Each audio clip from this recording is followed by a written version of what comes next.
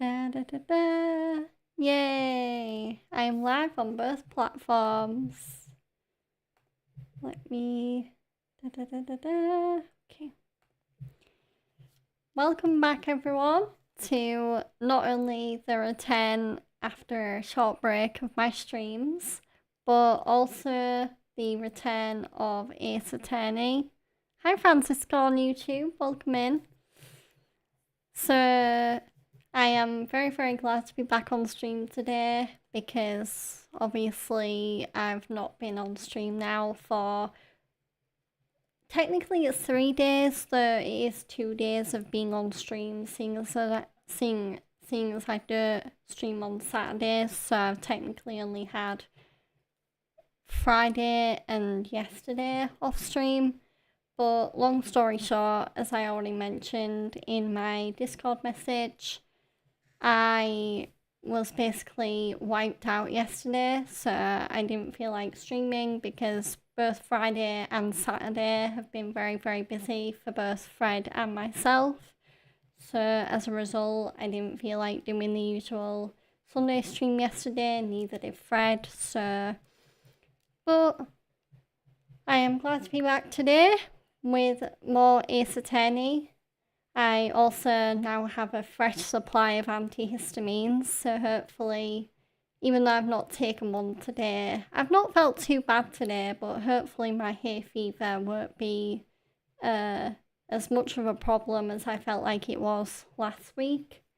So, anyway, so we are deep, we're not deep in a trial, but we're about to get deep into a trial because we are defending Trucy Wright, who has been accused of murdering one of her magician proteges, another fellow member of the Grammary troupe, and we are about to cross-examine the first witness, Emma Skye, who is the detective in charge of that case. So... yeah, why delay? I say we get right into it. Let me...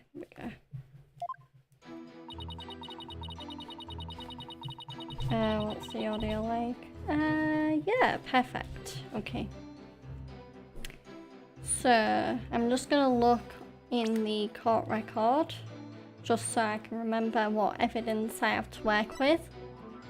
So, we've got the attorney's badge, which, yeah, we don't really need in this trial. Stage diagram, which shows the understage. We've got the crime photo, which shows Mr. Reyes' body. We've got fingerprint analysis results, a fire bucket, a show script, which is Bonnie's, 13-year-old poster, which has Mr. Reyes cancelled on it, a Grammary notebook which details the Troop Grammary creed, a contract signed by Trucy which began the mess that we got into in the investigation, where Roger Rettins has basically seized anything and everything to do with not only Trucy Wright but also the Wright Anything Agency. Hi Ibrahim, welcome in. We've got Trucy's statement. So Trucy moved the stage lifts to cover for a mistake that Bonnie made during the show. She told no one about this. Sword stand, which contains the rubber sword Trucy swapped in for the trick. Stage lift number 2, which Trucy had to move out of the way. Show footage of which has a recording of Trucy's escape trick on it. There we go.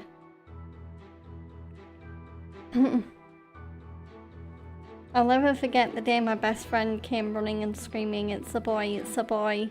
He was literally in tears. He never went to Thailand again. Not sure I get that one. Some jokes do fly over my head, so yeah, not sure I get that one. The clipboard used by Trucy to sign her contracts, and we've got the autopsy report which reveals Mr. Reyes' true identity. and that his blood was also on the murder weapon. Okay, so I am gonna press to get more information. Revenge after all this time. It's been 13 years already. Bless me. The jerk meant he's found out his girlfriend was a ladyboy. Oh no. Okay. Oh. No wonder he never went back to Thailand then. Jesus. But yeah, it would have been funnier had I got the jerk initially, but it is funny that it's funny that that would be a perfectly acceptable reason never to go back to a country again. Why now? I know, right? I thought that was pretty sketchy myself. I mean, wouldn't he have done it a long time ago if he was gonna do it? After all, Detective Sky's self-indulgent outbursts such as those will earn you divine punishment. No, I'm still working my way through Gen V. I'm slowly but surely working my way through Gen V. Clearly, I'm enjoying The Boys a lot more than Gen V because I've only watched 2 episodes of Gen V Season 1 and I just haven't gotten back to Gen V yet. And it's annoying because I know it's recommended to watch Gen V before Seasons 4 and 5 of The Boys, but I don't know, I just prefer The Boys a lot more. Oh, you skipped Gen V, Ibrahim? It doesn't seem that interesting. No, it really doesn't. I tried getting into it, but I don't know whether it's the high school dynamic of it or the characters just aren't that likable. But I am enjoying The Boys a lot more. So honestly, I might just ditch the rest of Gen V and start season 4 of The Boys, because I do miss watching The Boys. Gen V is very different from The Boys, and I clearly don't like it. So yeah, I'll get back to you on how I'm getting on with season 4 when I start watching it.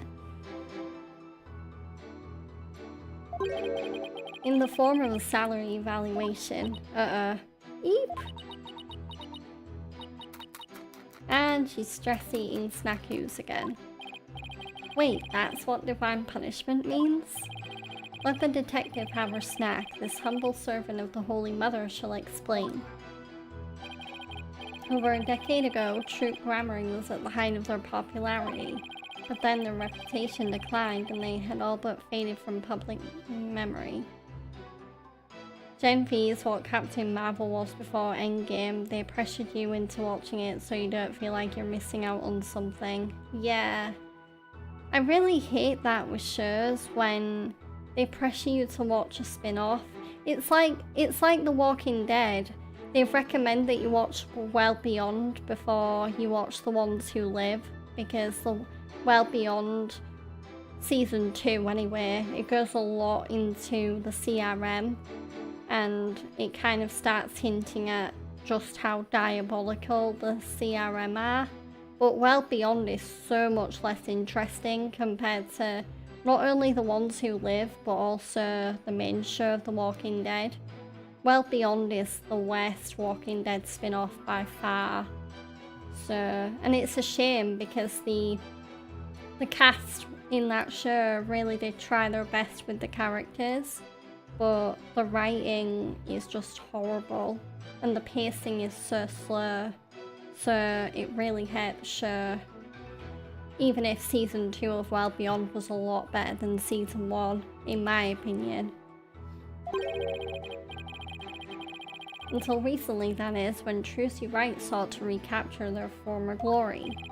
The defendant, and at such a young age too, how impressive. Yes, the accused's skill at magic is undeniably impressive. If she hadn't fallen onto the path of sin, she would have had a bright future ahead of her. It's always sad to see such promising young potential go to waste. Now then, Detective Sky, how did Mr. Reyes plan to get his revenge? And please put down the statues before you continue with your testimony. Yes, Your Honor. Okay, Mr. Reyes was going to first steal the Grammary notebook from the defendant, which he kind of did, so we can't contradict that, but I'll get more information. What evidence do you have that Mr. Reyes actually stole the notebook? Well, you see, whenever you're ready, Detective. Fret not, Detective Sky, you have nothing to repent for. You should be proud of the fine forensic discovery that you made. Yeah, I already read that one. I thought I had a new message in the chat. Oopsies. Forensic discovery? And what did she discover exactly? Detective Sky identified a certain set of fingerprints on the notebook. Upon further inspection, she determined that they belonged to Mr. Reyes. What? The detective found the fingerprints entirely of her own volition. For that, I must say well done, Detective Sky.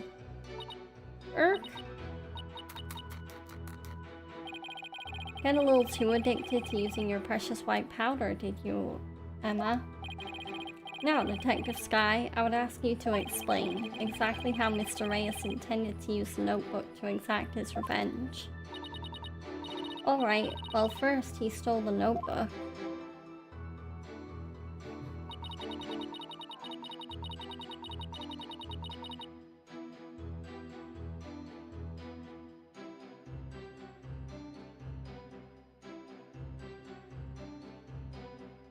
Rockstar just want to milk as much as they can before GTA 5 Online becomes irrelevant.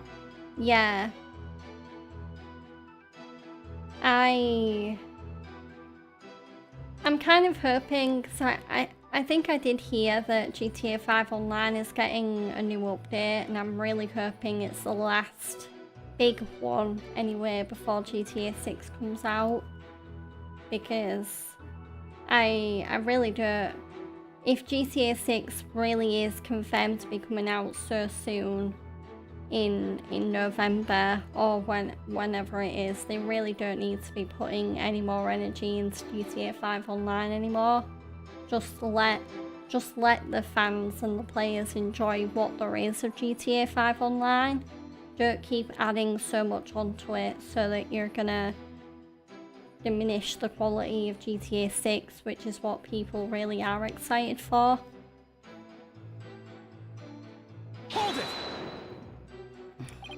I'm going to reveal all of Troop Grammary's secrets on stage today. That's what Mr. Reyes himself said, right? Right, but he didn't exactly specify which Grammary secrets he was talking about. But the prosecution thinks he was referring to the secrets behind Troop Grammary's magic. Yes, that is the prosecution's assertion.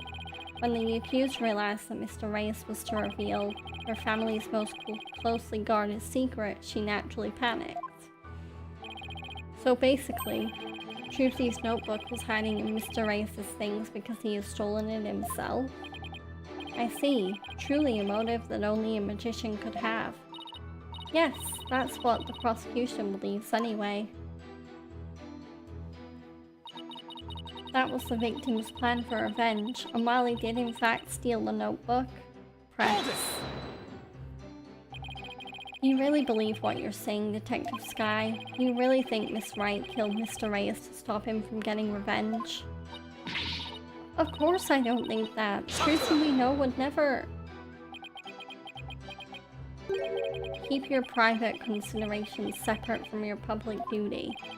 I warned you about this very thing before the trial began, did I not, Detective Sky? Yes, you did. Please recite my exact words to you.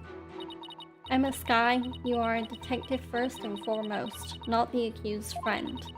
Remember your duty and fulfill it faithfully. At this point, the entire universe is just trying to stop us from experiencing GTA 6. First war with Iran, then this hantavirus. Yeah, oh, Don't get me started on hantavirus. The last thing we need is another COVID-19. Oh.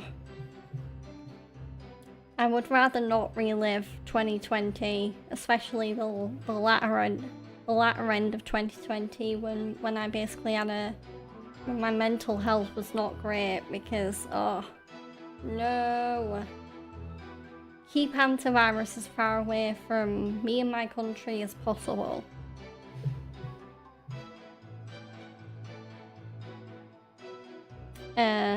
Yeah. I really am hoping.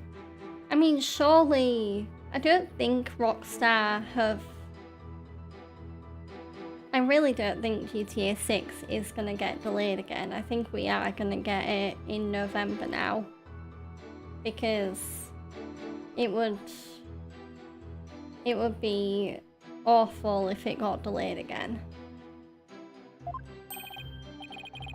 Excellent, so you do remember what I said to you. Your devotion to your work will be rewarded, for the Holy Mother sees all. This Holy Mother is no scientific concept I've ever heard of. Those two really don't get along, do they? Well, science and religion go together about as well as oil and water. As I was saying, the defendant murdered him before he had a chance to reveal the secrets. Okay, press. I'm sorry, but what exactly is the basis for claiming it was murder? Beats me. What? The basis is beats me. You'll have to ask Prosecutor Sadmadi over there because he hasn't told me his reasoning either. Detective Sky, your feeding of information to the defense has not gone unnoticed by my eyes. Oop! The bad karma of acts which go against your duty will impinge upon you in your next life. But even before that, it may impinge upon your job in the form of a transfer. Ah! Please don't get me kicked out of the forensics unit, anything but that. Poor Emma, she's really been risking everything for us.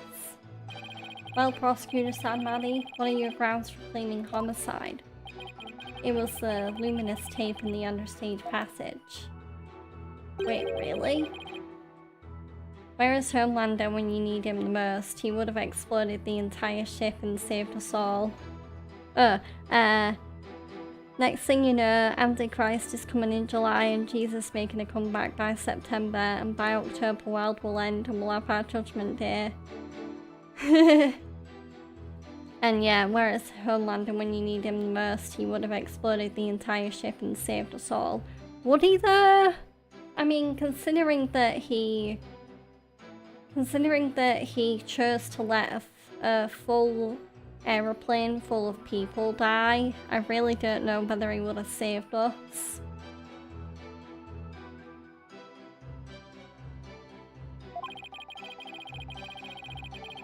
Moved so that Mr. Reyes would climb up into the downstage coffin by mistake.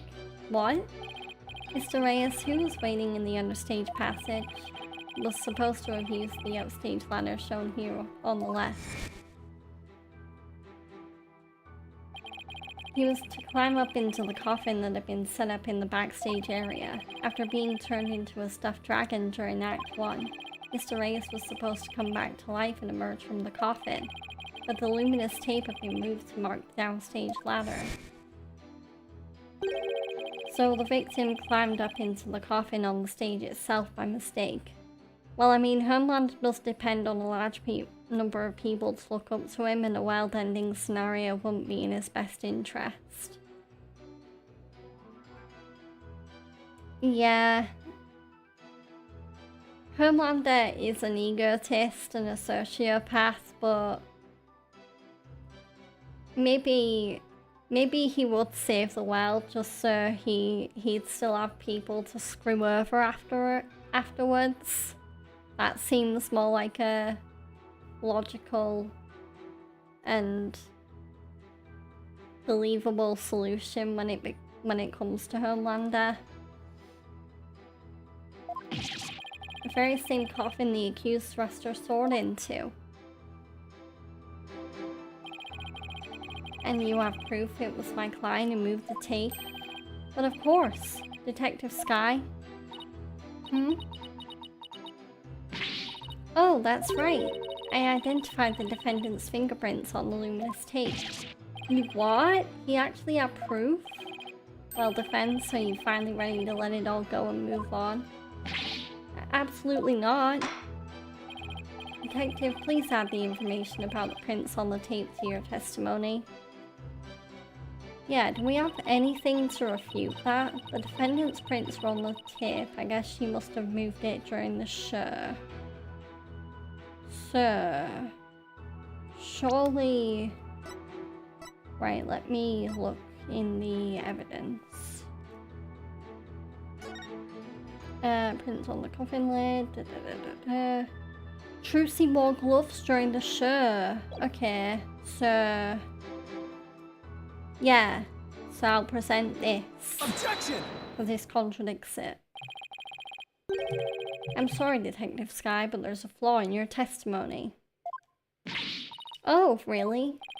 The prosecution is claiming that Miss Wright moved the understage tape during the show in order to guide the victim into the coffin downstage. But it doesn't make sense that she would leave prints on the tape at that time. It doesn't? Please consider the fingerprinting results of the main coffin, which shows that not one of my client's fingerprints was found on or in it. That's true. We didn't find any of her prints on the coffin. I think you've realized what the flaw in your testimony is. Claiming Miss Wright left prints on the tape during the show is inconsistent with the facts. Because she was wearing gloves during the show. Oh! She must have left the prints sometime before the show started. In other words, her prints do not prove she moved the tape to mislead the victim. The prosecution's investigation was insufficient. Oh my! But on a personal level, I'm very happy about that. Well, Prosecutor Sadmadi, if the defense's argument is true, then you have no evidence the defendant moved the tape to deceive the victim.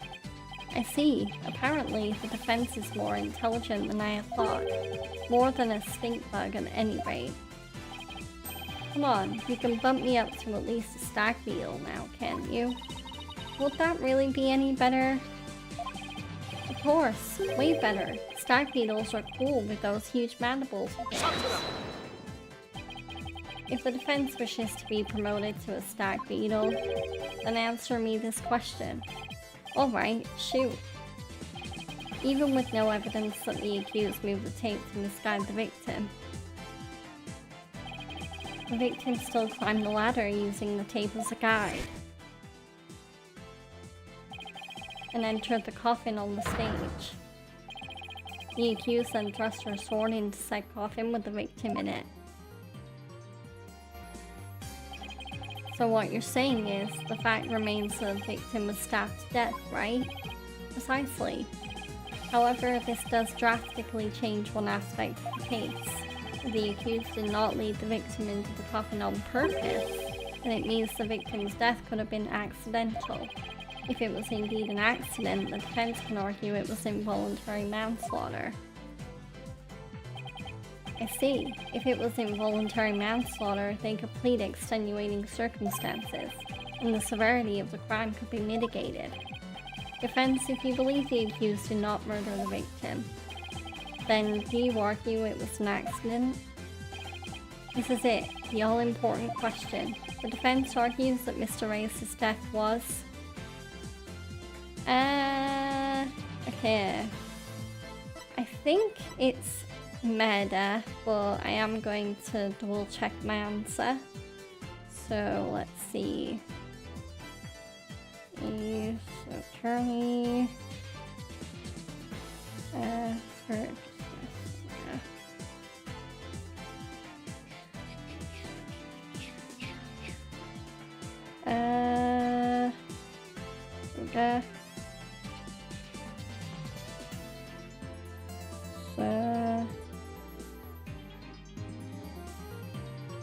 Yeah, murder. Okay.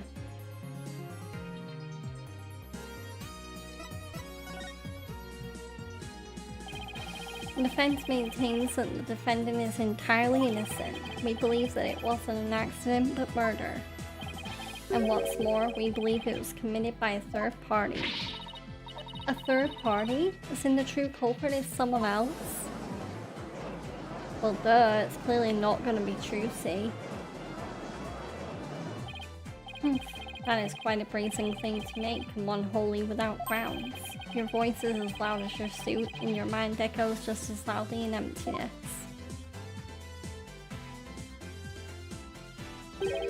Surely you were but a loud red pepper in your previous life. I've been demoted to a vegetable?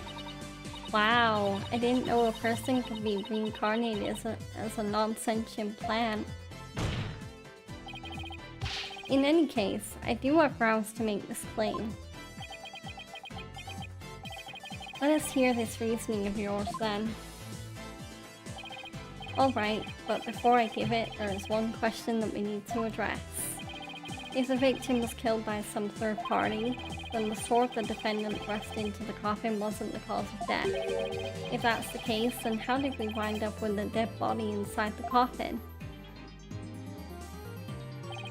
Very good question. Now let's hear your opinion, Mr. Justice. How did the victim's body wind up inside the coffin? Well, there's only one logical explanation. It means he was actually killed on the stage. What if the victim was killed under the stage before being put in the coffin? In other words, what if the victim was already dead in the coffin from the get-go? Oh, I see. In that case, the defendant's sword wouldn't have been the cause of death. How do you respond, Prosecutor Sadbody? That is the third time. The third time of what?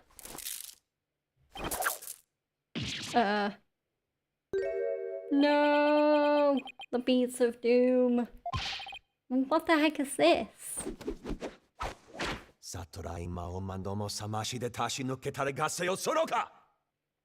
When Butcher's gang sends Translucent's body to war and it says coming for you, but you know, an interesting fact, Homelander has killed more members of the Seven than Butcher's gang ever could. I mean, yeah. Even at the point I'm at before season 4, he's killed Black Noir, he killed Supersonic, who else has he killed? Oh, okay. Butcher Gang only killed Translucent, yeah. Ryan killed Stormfront. Ryan carries Homelander's blood, so that's an indirect kill. Then Homelander killed Supersonic and Homelander killed Black Noir, yeah. Did Ryan really kill Stormfront though? Because Stormfront does survive that and she ends up committing suicide after that. So I don't know whether... Sure, Ryan probably caused Stormfront suicide because if Ryan hadn't been Stormfront, then Stormfront probably wouldn't have got in the depressive, catatonic state that she got in. So, yeah.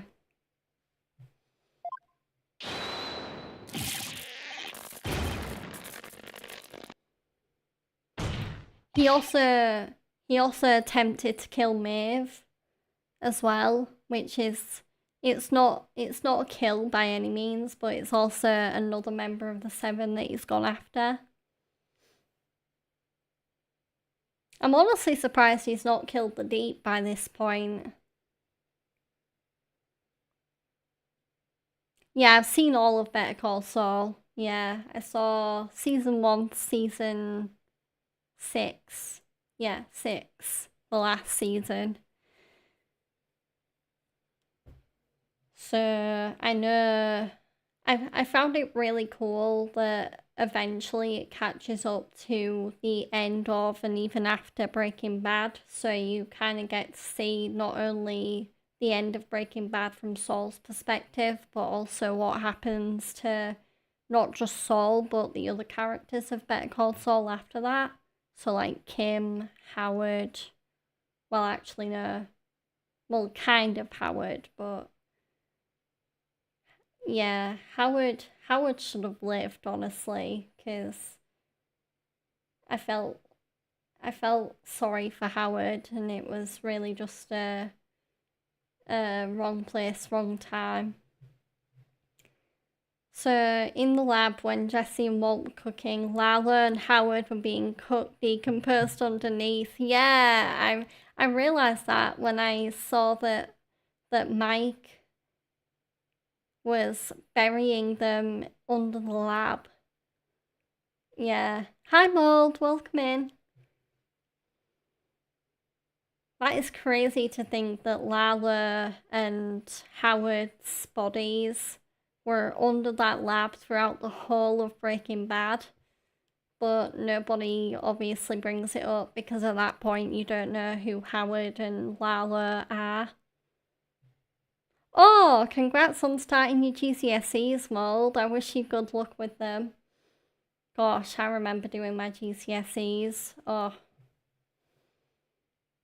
I did okay in my GCSEs. I got a few C's and a few D's and a couple of E's, unfortunately. And I did have to resit maths and English in college. So, and then eventually I got a C in that. Your first exam today was literature.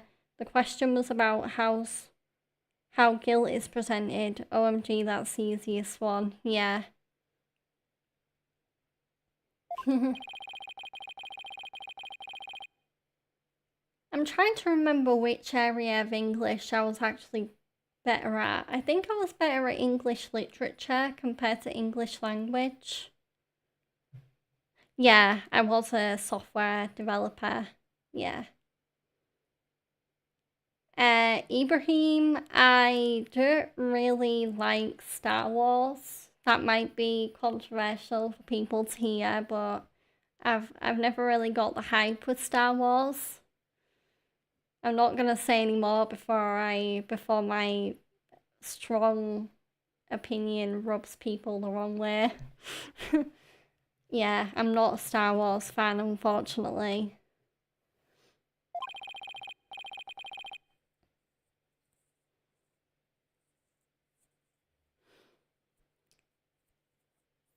I think in terms of like software related degrees, I got a D in IT.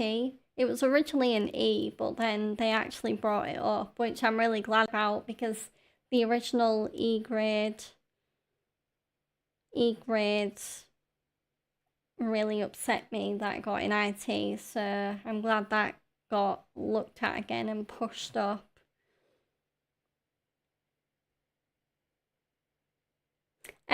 No, Mole. GCSEs don't really count towards job positions. If anything, it's more the qualifications you get in either college if you don't go to university after that, but university is probably the top thing that companies consider.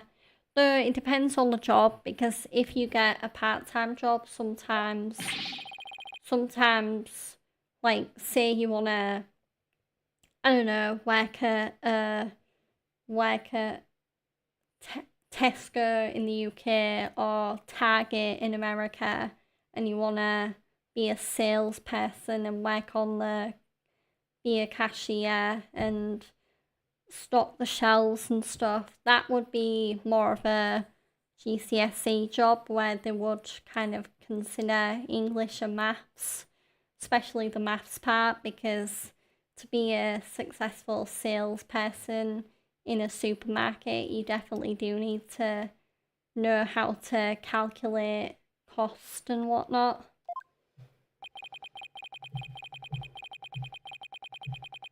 And Ibrahim, yeah, I know Giancarlo was in Mandalorian, yeah. And Pedro Pascal was also in Mandalorian, and he plays Joel in The Last of Us TV show.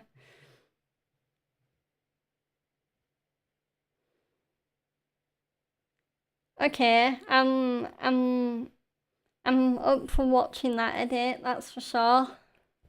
If it's anything like the Homelander one, I'm sure I'll like it. Because the Homelander one was like a legit movie trailer.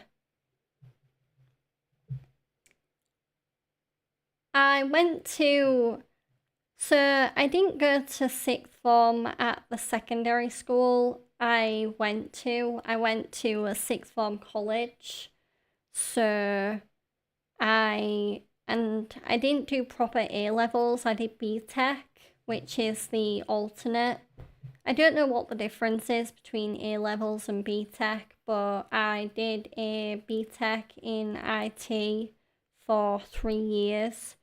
So one of those years was a level 2 qualification, and then I did level 3, which was slightly harder, and it was also slightly more technical. So, and then after I graduated college, I went to uni, and I got both bachelor's and master's in computer science. So I definitely have qualifications. I think the reason why getting a job is so hard right now is because the software development market seems to be really, really competitive. I think you've got to have really, really good qualifications and experience now to get a job. And you also have to stand out a bit more, I think, because sometimes just having the skills and experience isn't enough. You need to bring yourself across in a good way to employers.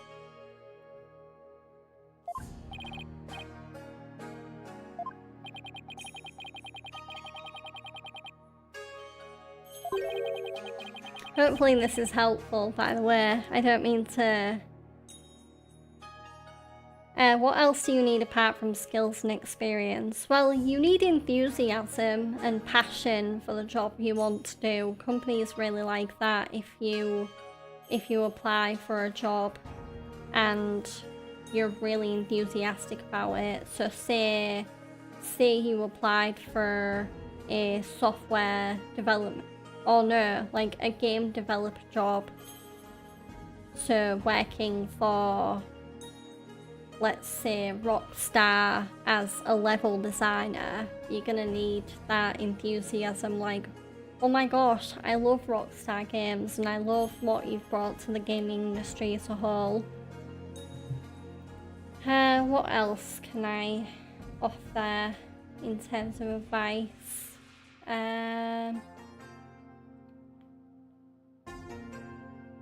You definitely need to know how to be prepared for interviews and stuff as well, because job interviews, you can't just go into them blind, not really. You do have to research companies and do practice questions and think about what skills and experience is relevant to the role that you're applying for. Because if you just go into an interview and you talk about any random experience, it might not work out the best. And if you end up going for a software development career like I did, you also might have to oftentimes do a technical test. So a lot of companies I had to deal with a lot of companies sending me assessments or even making me come into the office to do coding exercises. So that was a bit intimidating, and I would definitely prepare for those if you do go down a similar technical route to what I went down. Well, it's tough nowadays. You donate 1 kidney, they call you a hero. You donate 100, suddenly the feds are on you. Yeah.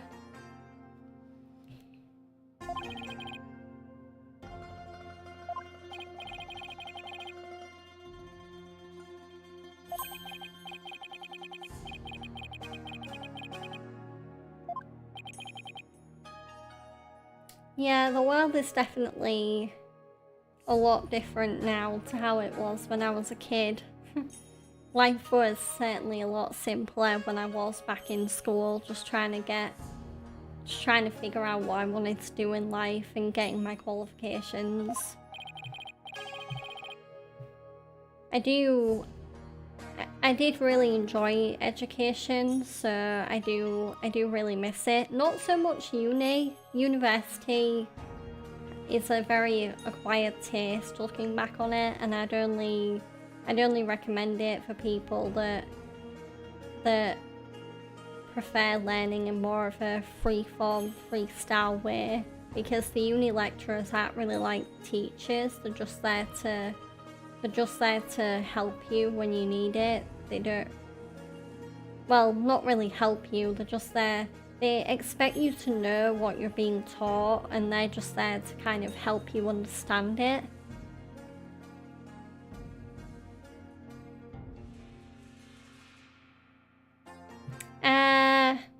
I do have a Discord server for my streams, but it's not really coding related. Also, I'm probably not the best person to learn coding from, because my fiance, for example, he would probably know way more coding than I do. So, also,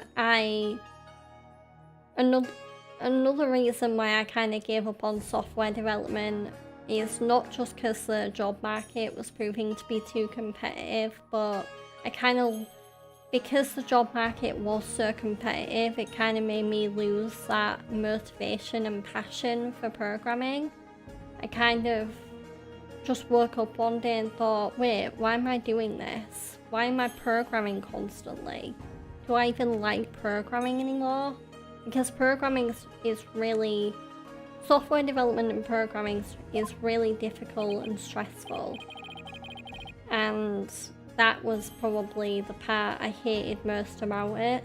It's also very logical, so if you do want to learn to code, you've got to be a really logical thinker. Like, know how to think through a problem and solve it. There are plenty of websites out there and plenty of online courses there that will teach you how to code. And the way I learnt code was just by working on practice projects and stuff like that. I hate the tech jobs, too stressful on the mind, and sitting in an AC room all day makes people very unhealthy. I'd rather work a job that requires physical hard work like oil rigs or a firefighter. That's badass.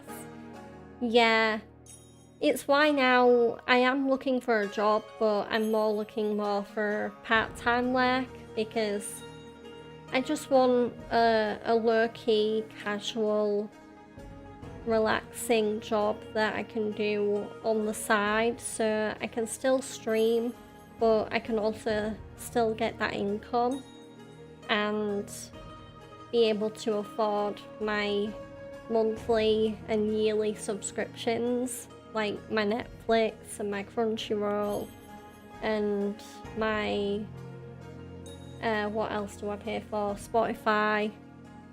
So because I've realised as well, especially after I left my last job due to health reasons, I realised the 9-to-5 grind just really is not for me. I clearly do not handle full-time work very well, given the reason I left my last job was because I just kept getting sick, because I realised that, one, I was burnt out, and two, I was so burnt out to the point where I was basically making myself sick and I didn't realise it. So... oh, good luck with GCSE revising. And I'd be more than happy to give you more like coding tips or tips finding a job and stuff in general. I I'll just put my Discord name in the chat actually. So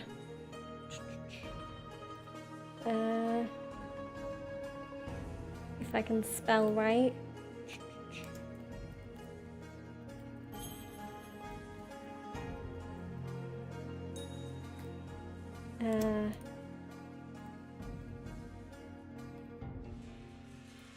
But yeah, I've just put my Discord username in the chat, so feel free to add me, Mold, and I'd be more than happy to send you like programming tips or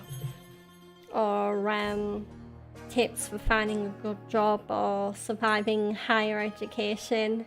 Because if anyone knows what it's like to if anyone knows what it's like to, well, not struggle, but survive through higher education and finding a job and deal with the ups and downs on the job market, it's me.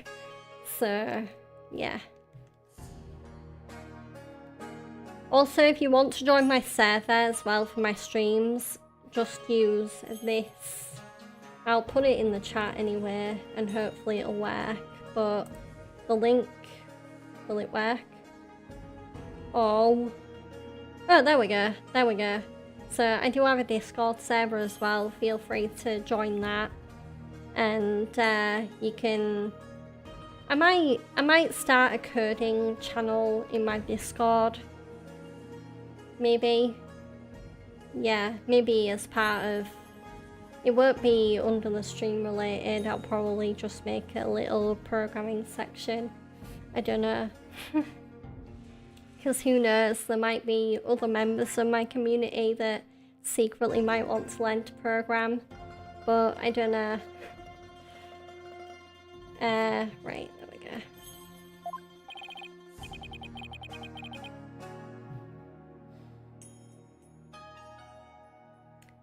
Ibrahim, why don't you travel to a different country? I hear a change of environment really motivates people to work harder. Yeah, I've thought about it, but me and Fred do really want to get out of our current city at some point, but we need more money to do that, I think, because moving to a different country, I mean, moving to a different city is one thing, but to relocate to a completely different country, it requires a lot of money, and you've got to dedicate a lot of time to it, depending on where you want to move to.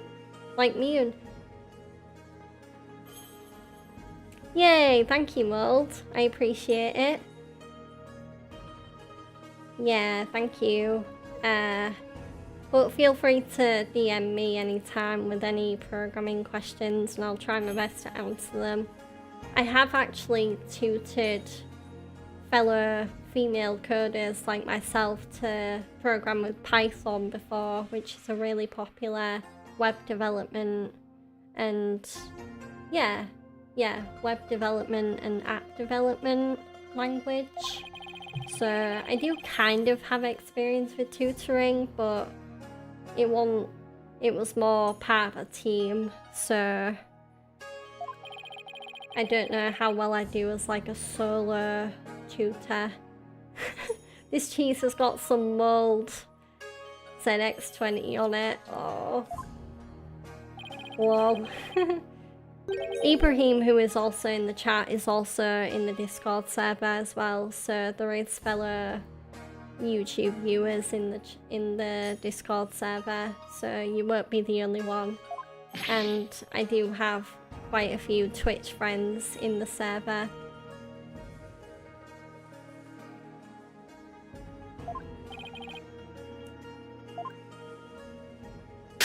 Ibrahim's actually put a lot of cat memes in the Discord server, which has been really interesting to look through. He's very into his cat memes.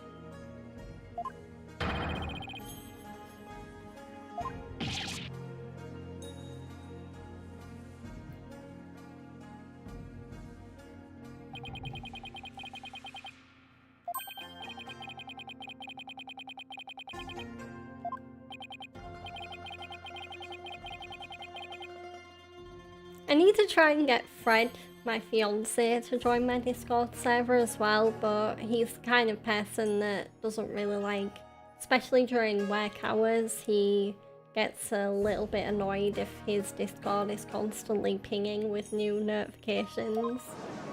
He's one of those people that doesn't really like to be, hey, Mold, you're from the UK, just like me. I'm also UK based. And you're born Indian. Very cool.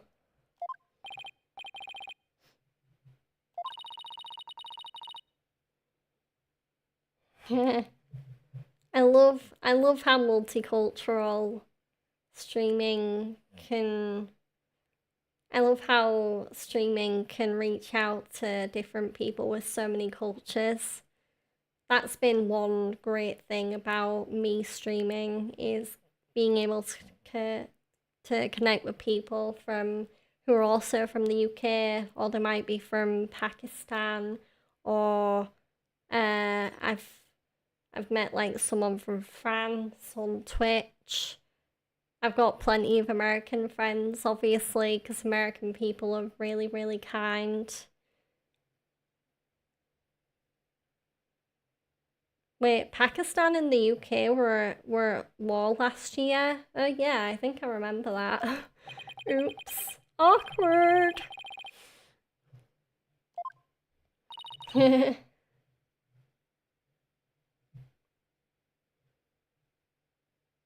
Not India. Okay. Unless India and Pakistan, or UK and Pakistan. I don't think... I don't really pay much attention to the news anymore, because after... Yeah, India. Okay. I got confused for a second. I was like, wait, the UK and Pakistan were at war? No, we weren't. The UK's kind of been doing an okay job of staying out of that kind of stuff. I think our Prime Minister did try to like stir the pot with Donald Trump or someone recently, but...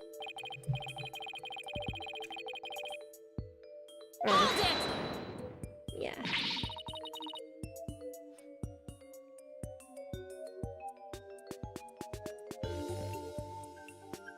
Yeah, good luck with your science division mold. Revision. Let me get my words right. Yeah, I did okay in science. I got a D in my GCSE science. I was definitely more into biology and chemistry. I wasn't really a physics person. I'm also, of course, a computer science wizard, so... Otherwise, if I wasn't a computer science wizard, then I wouldn't have a bachelor and a master's degree to my name, just saying. And it happened at night in the place where the fighter jets were fighting was 2 hours away from your place? Damn, Ibrahim. And the power went out and you were scared shitless? Yeah, I would be.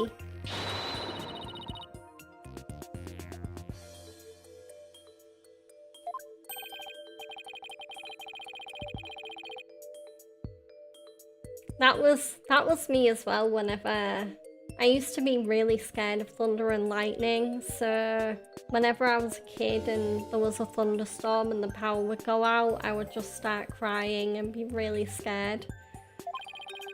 I didn't even get over my fear of thunder and lightning until, I want to say, like the end of secondary school or the start of college. Yeah, I was not a fan of thunder and lightning. Now it's more of a, if I don't look at it, I'm okay with it.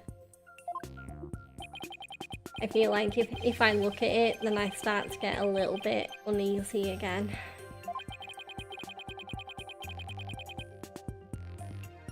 Let me just...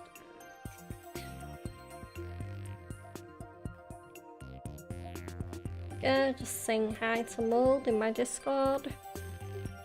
There we go. So what did I do in this stressful situation? I slept, and I have this bad habit of talking in my sleep. My mum came in the morning to call for breakfast. I don't know whether I do it much anymore, but apparently I used to talk in my sleep as well. Yeah. I also used to fall out of bed a lot when I was a kid. I don't even know how. I just wake up sometimes and I'd be on the floor and I'd wonder what happened. And apparently it was so bad when I was a toddler. So even after I'd grown out of the cot stage as a baby, I'd still be sleeping in a cot. Like my dad basically had to turn my grown-up bed, so a double bed, into a cot by disassembling my cot and putting the barriers of the cot around the bed so I wouldn't fall out of it. Yeah, I was a bit of a klutz as a kid.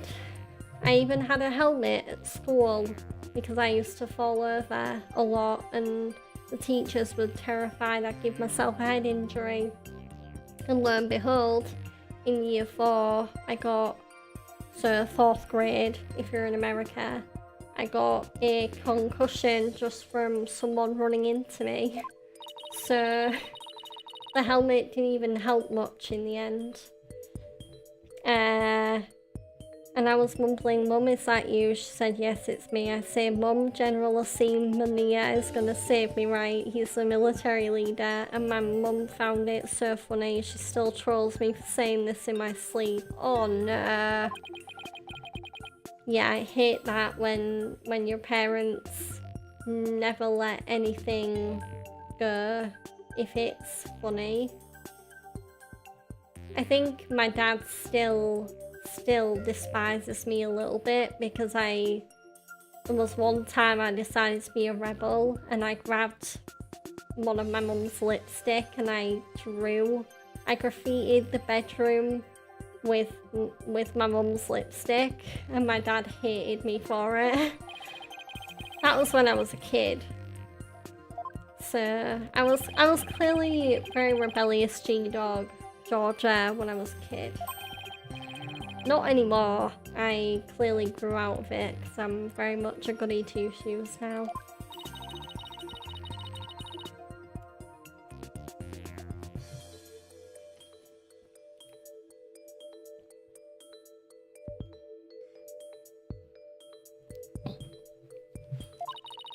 There we go, just had a sip of H2O. Because I am well aware my voice is starting to crack a little bit.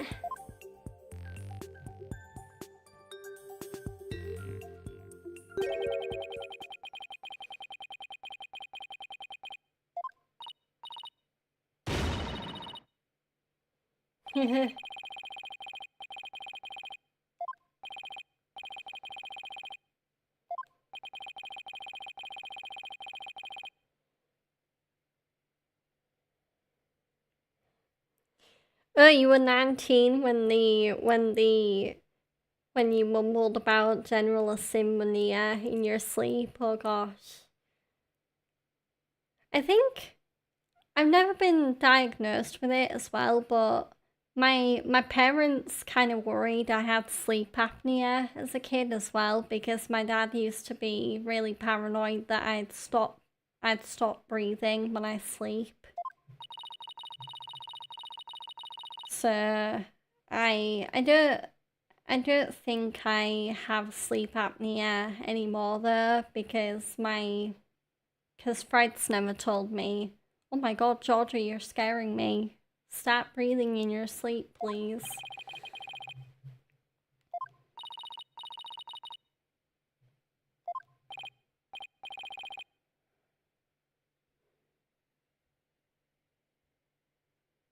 Yeah, that's natural though. It would make sense that you talk in your sleep when you're stressed. I don't know if my sleep talking had any triggers or anything. I think I just did it. Though, to be fair, I don't dream and have nightmares so much anymore, but I do remember times where when my mum or my dad would be like, "Are you okay, Georgia? You were talking in your sleep." And I'd remember during the night when I was talking, I'd be dreaming or having nightmares about something. So I think that's also a strong trigger for talking during your sleep as well.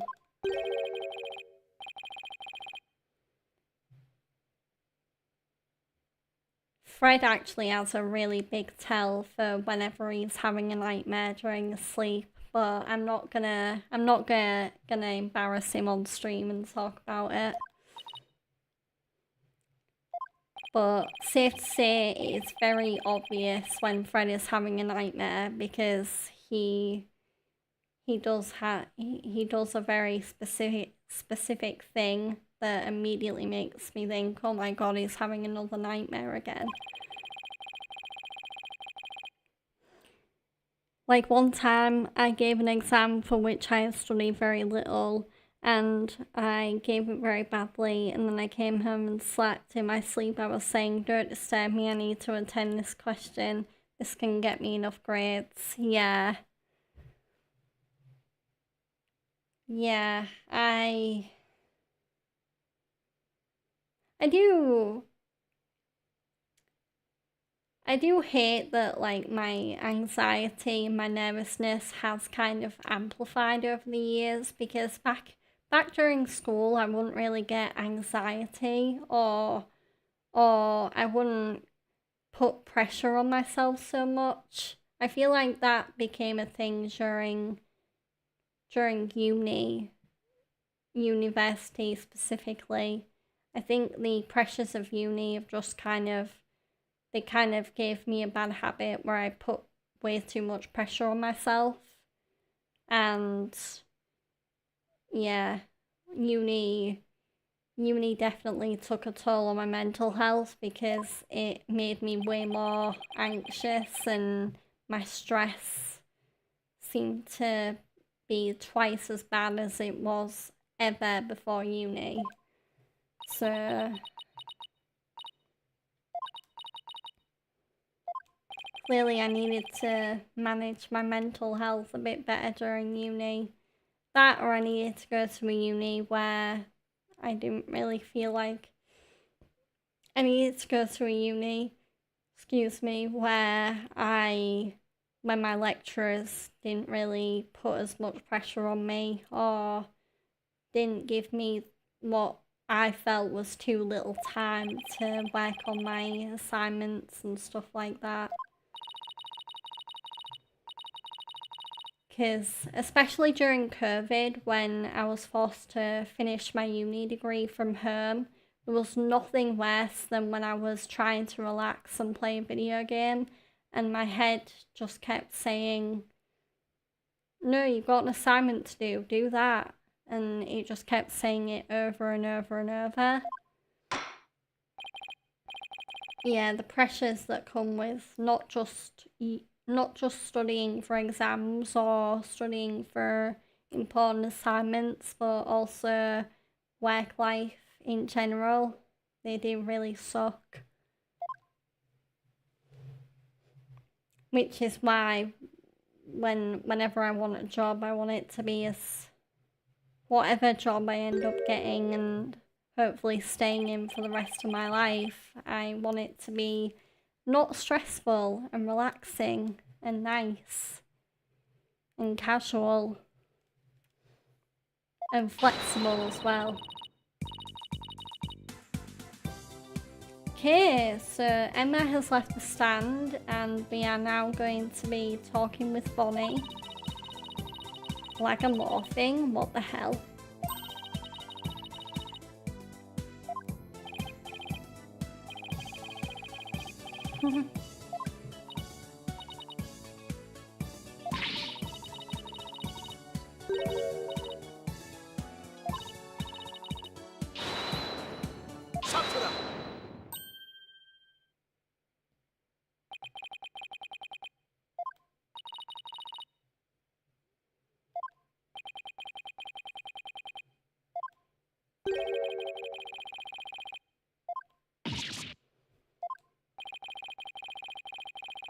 I hope everyone is having a great start to their week. I'm definitely gonna have to. I kind of took it easy in terms of job searching today because I kind of just looked at the job market to see what there was, and then tomorrow one thing I might start doing is just looking into local businesses I want to work for and just emailing them directly or contacting them directly and just saying, hey, I really want to work in this part of your business, do you have a job? Because I don't know what happened within the last month, but the types of part-time jobs I want to go for, there's so much less of them now, and I really don't know. Like, maybe because it's a new month, it's taking a while for companies to get their budget allowance for new jobs or extra workers. So I'm gonna have to start being a bit more proactive, I think. What's the point anymore? The job market is so unpredictable. Exactly. One job is being in demand 1 year, then everyone starts pursuing it and suddenly it's not paying good anymore. The thing I've noticed as well, especially it's also another reason why I kind of got really demotivated looking for a software job is because my official job title for software development back when I was working full time was junior software developer. I was very much at the junior level because I didn't have that much job experience. But one thing I noticed is I kind of went for my career break. So I took a gap year from working at all and looking for jobs at all to work on my health. And as soon as I come back from that, so we're talking like 2023, 2024, I noticed that no companies were hiring for junior level anymore, which was insane.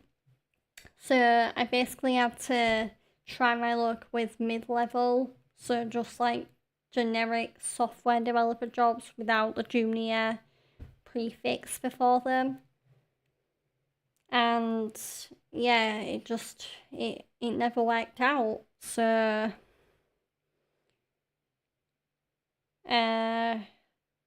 at least back in the day, jobs were more stable. You become a doctor or an engineer or a lawyer, then you were guaranteed a good living. But nowadays, even they're doing very badly. Yeah, exactly. They be under so much college debt that they can never fully spend their income. Yeah, I still need to pay back my uni student loan in full because going to university is really expensive. So yeah,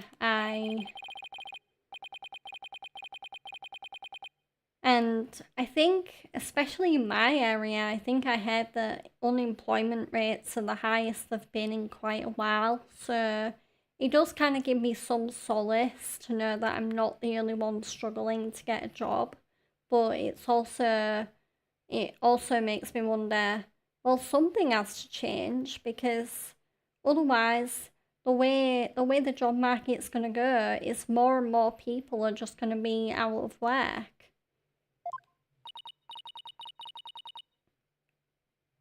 So I really hate the job market. I really do. But unfortunately, if I do want part-time or full-time work, I do have to deal with it because there's no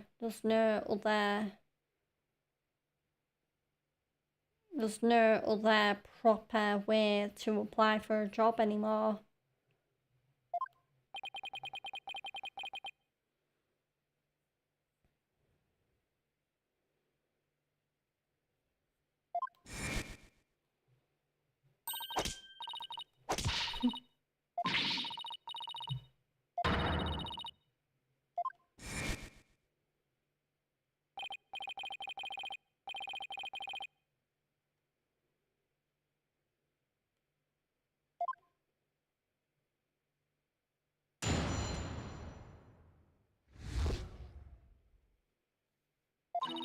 Okay, new testimony from Bonnie.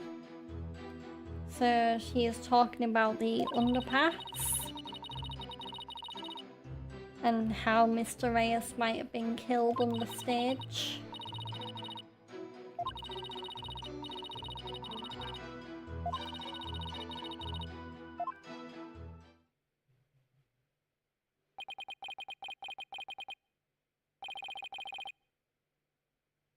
And the thing is as well is I could go back to programming and try being a freelance programmer, but I feel like once you kind of make a shift in the type of work that you want to do, you can't really go back.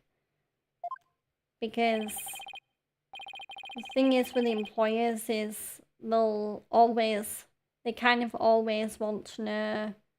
You kind of always have to have a reason for doing everything. So it's like, I see you went from full-time to part-time work. Why did you do that? Or, why did you have a break and then decide to be a freelancer?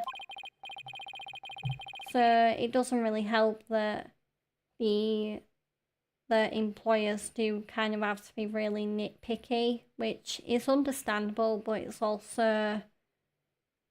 some of that information is also like, well, why do you need to know that? That's kind of... some of the information is personal.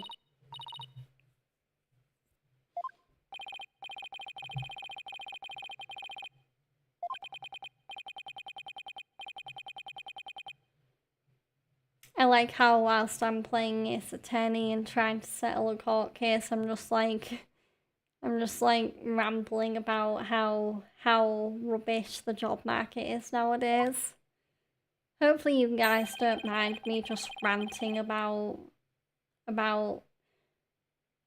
the difficulty of getting a job and everything, because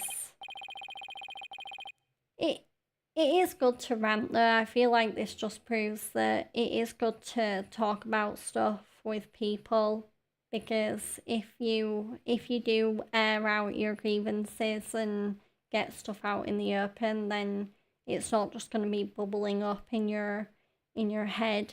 Because that was another thing I was kind of guilty of during college and uni, is kind of letting my stress and my anxiety bubble up in my head to the point where I just come home one night from uni or college and I just burst into tears.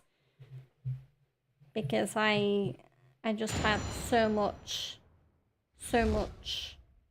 to unload in terms of emotions and stress and complaints.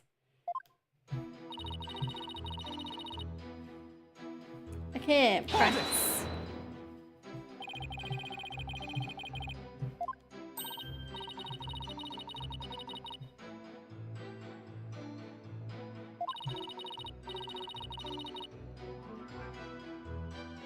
By the way, Ibrahim, did you go to that party yet that you made that outfit for? Or are you still prepping for that?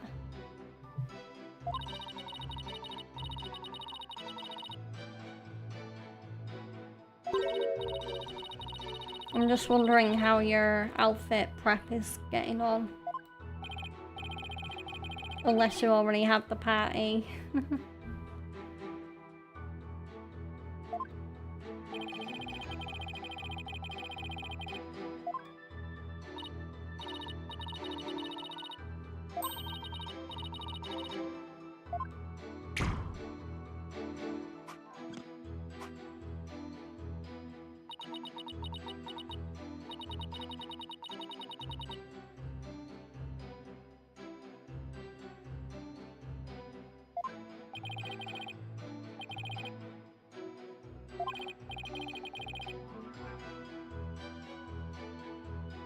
Of course, another avenue I've thought about is I would like to try and turn my streaming into a career. Of course, I'm gonna treat it like a career where I have fun and it is very much doing a hobby for a job. I'm not gonna suddenly go all serious, and I do recognise, especially given that I already have a small community, that if I was to turn streaming into a career, I probably would become a small streamer, like a pro small streamer, which I'm more than okay with. I'm not exactly expecting that I'll be like, I don't know, he's a bit of a dated example, but I'm not expecting I'm gonna be like Ninja, where I play one game of Fortnite and I suddenly blow up and I have like 1 million viewers on Twitch.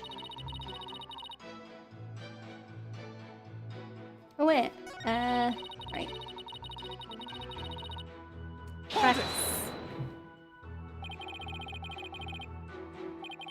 I'm just skipping through the cross-examination and I'm like, I kind of need to be testing these statements right now.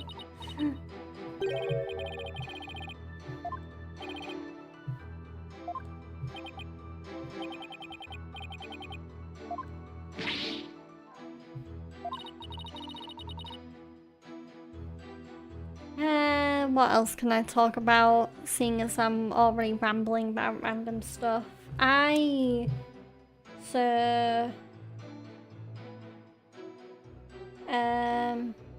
yeah, in terms of anime, I finished watching Hell's Paradise, so now the current new anime I'm watching is... So I'm still watching Witch Hat Atelier, that's like the newest anime I'm watching, which is airing weekly on Crunchyroll. I know a new episode has just been released for that today, and Zeno Robinson, who is best known for playing Hawks in My Hero Academia, and also Jabberwonger in Gachi Akata, and oh gosh, he's been in so many animes and video games, but he has just joined as a new character, which I'm really excited about, so I'm looking forward to watching Witch Hat Atelier. But the main new anime that I'm going to be focusing on now I've finished Hell's Paradise is Wisteria One Sword, because I know season 2 of that is currently airing, and I am now watching season 1 and starting from the beginning, because I got to watch it when Crunchyroll did their anime action watch party, and I really liked the look of it, so now I'm watching it for realsies and in full, so that'll be interesting. I think Dr. Stone is also nearing the end of its final season as well, because as far as I know, the only bit of the story they have left to adapt into the anime now is the final confrontation against Y-Man. So WHY man. That kind of Y. So that'll be interesting to see how Dr. Stone, brings everything to a close.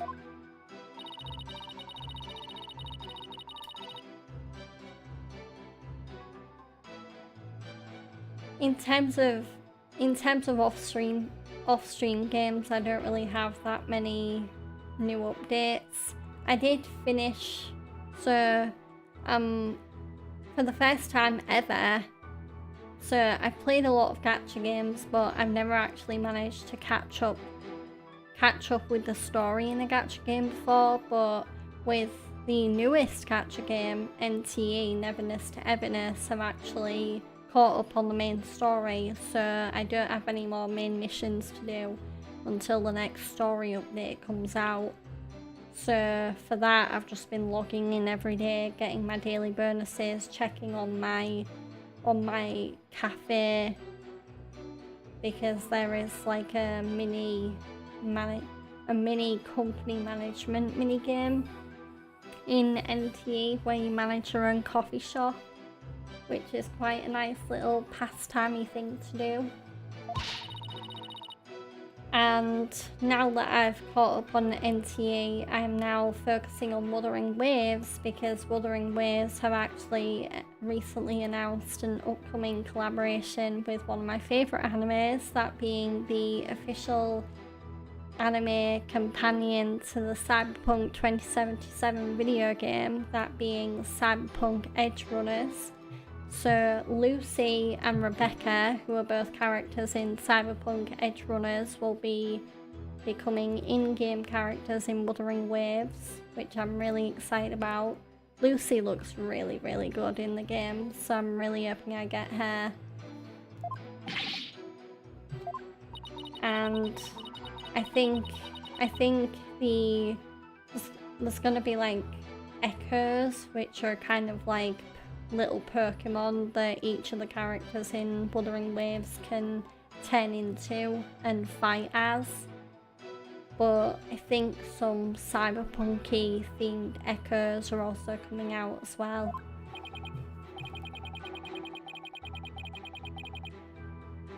And also, after talking about it with one of my relatives and realizing I've not played the games in a long time, I'm also going to be replaying through both of the Horizon games on my PS5. So I've just started replaying Horizon Zero Dawn again, and I think because I probably will enjoy playing through it again, I think I'm going to continue and replay through Horizon Forbidden West after that. Also, I just want to wish a happy 10th anniversary to one of my favourite video game franchises by the incredible team at Naughty Dog, because Uncharted 4, A Thief's End, is actually 10 years old today, which is crazy. So happy 10th anniversary to Uncharted 4, that game is amazing. If you have not played the Uncharted series, I highly recommend it. And the Naughty Dog actually just posted before I went live, actually. At least I think it was just before I went live, but they brought out a video where Nolan North, who plays Nathan Drake in the Uncharted games, he sent a special message as a little commemoration, which was really cool. The one Uncharted thing I need to see is I still haven't seen the live action Uncharted movie, and I really, really want to see that at some point. The one with Tom Holland and Mark Wahlberg. And Nolan North actually makes a cameo appearance as a guest at a hotel that Sully and Nate go to. I think Chloe Frazier might also be in the movie as well. Maybe. Hold it!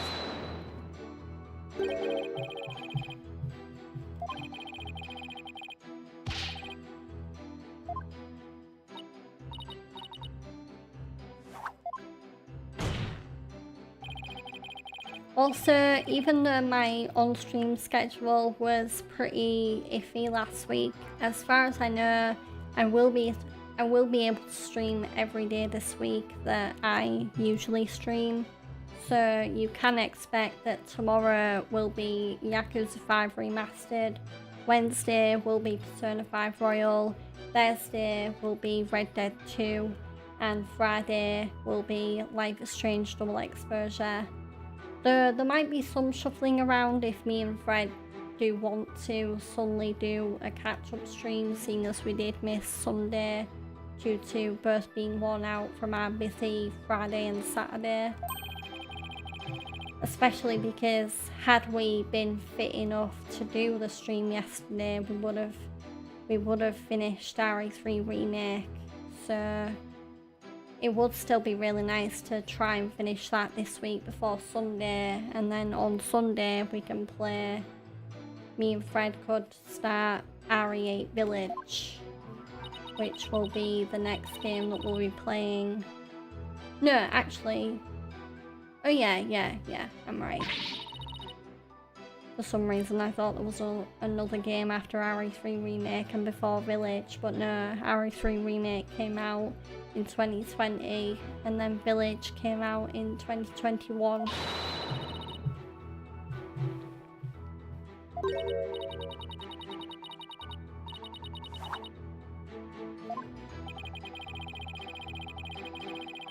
Talk to them.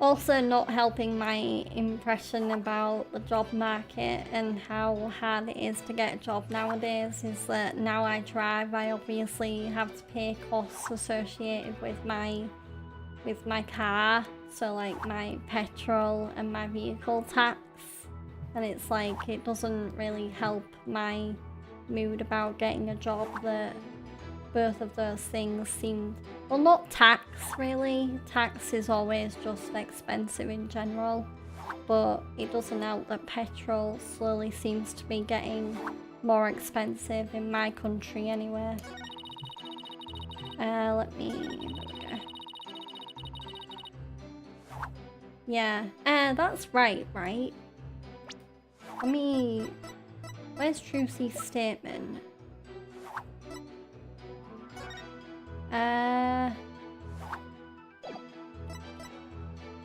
Yeah, so Hold it. that's not a contradiction, so I'll just press.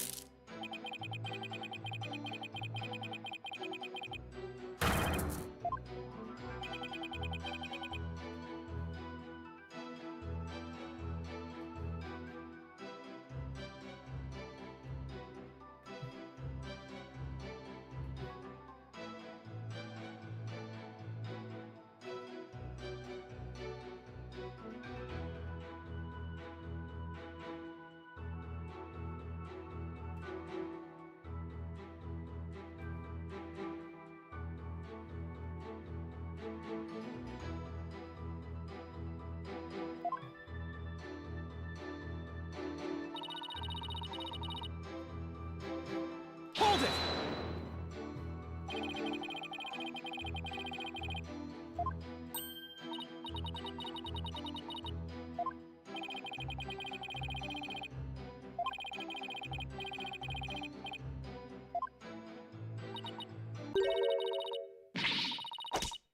Also, Ibrahim, if you're still in the chat, obviously don't spoil anything, but I hope you're still enjoying the final season of The Boys.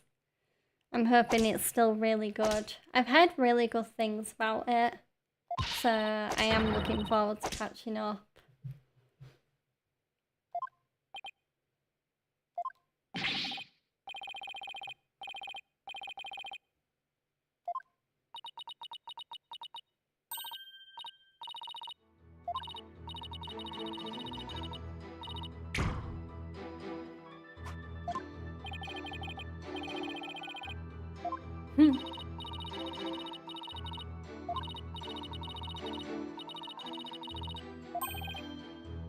I don't think it was flawless, no.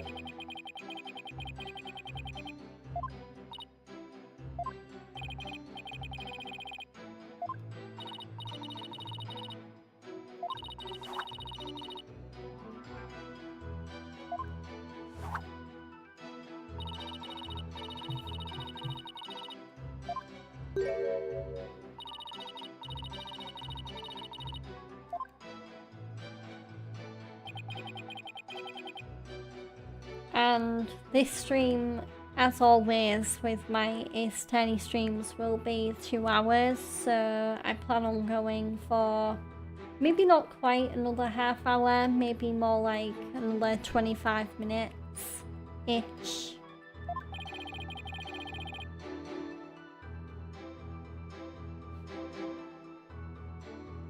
Just because I do think I have hit a perfect amount of time with the Ace Attorney streams, because I feel like 2 hours is enough that you still get to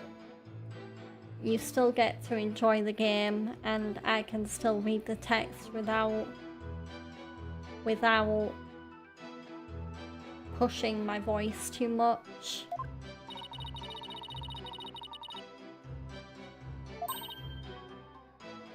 The only reason I'm not really reading the text now is because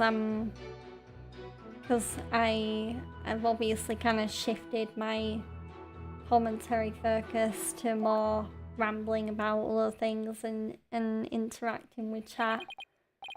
So I don't want to chit chat too much.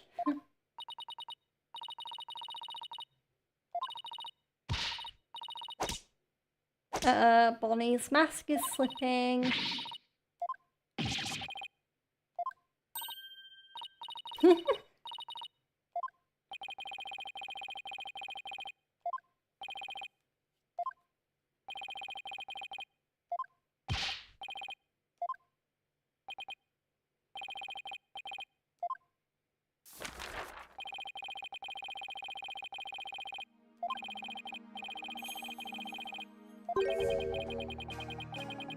Apple wool jig? What's that?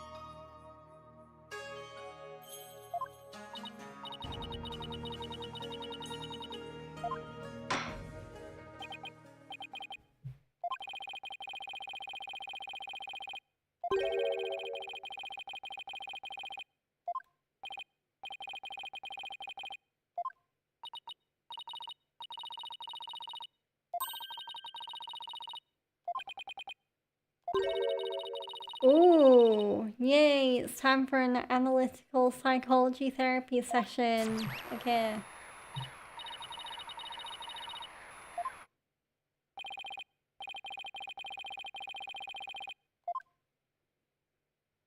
Is this... Yeah, I think this is the first one that we're doing in Spirit of Justice as well, so we'll get to see if there's been any changes to the minigame. But I don't think there is. Clearly Capcom just felt like they nailed the analytical psychology formula the first time around with Dual Destinies. They really didn't change much when it came to this specific courtroom mechanic.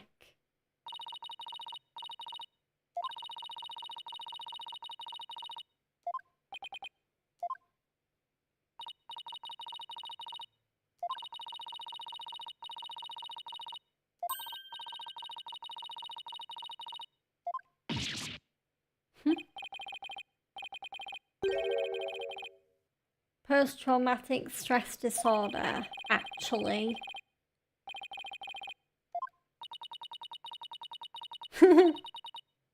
Yeah, PTSD. Thank you, Athena. It's clearly PTSD.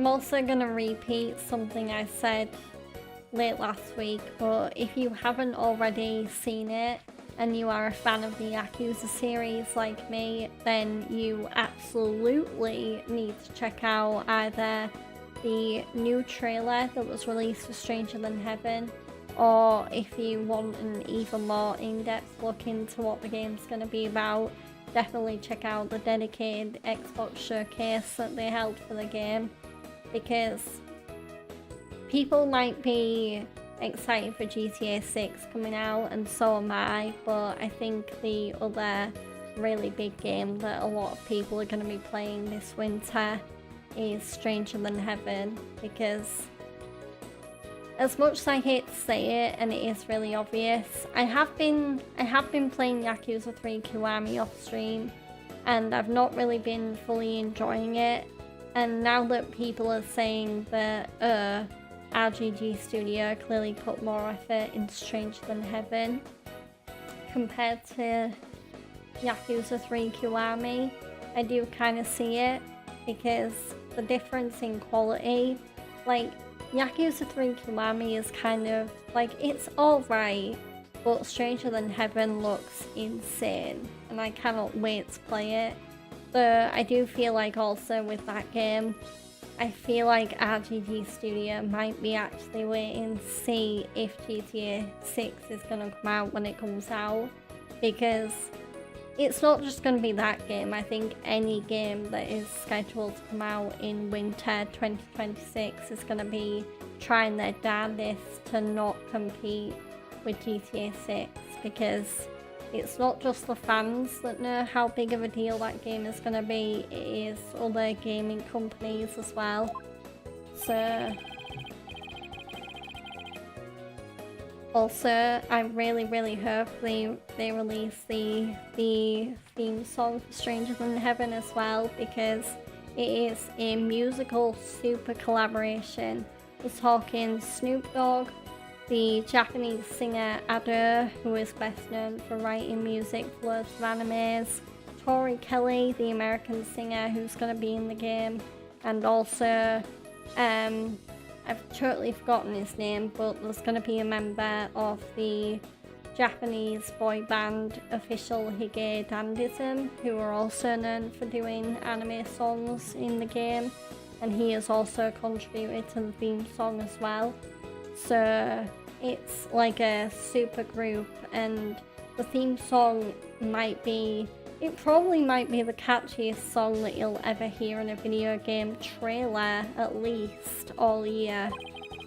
So, and the amount of tweets I've seen on, or the amount of posts rather I've seen on X that just say like, okay, the Stranger Than Heaven trailer is great, but please just release the song already, is insane. So hopefully that song gets released soon, because it is really good.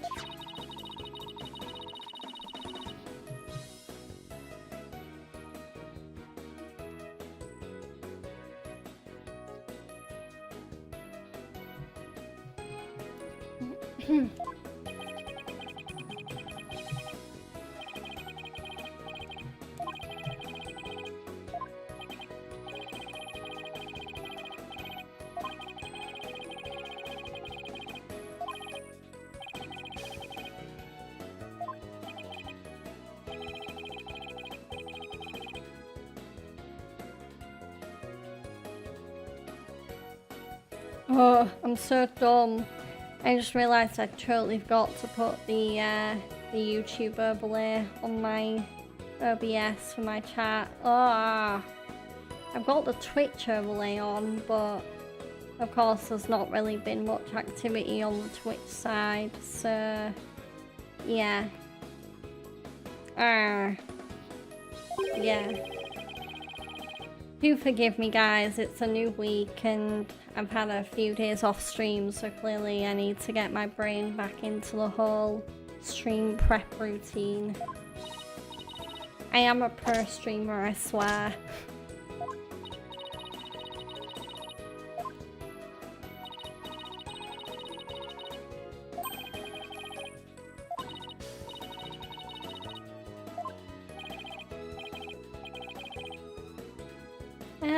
No, we don't need one.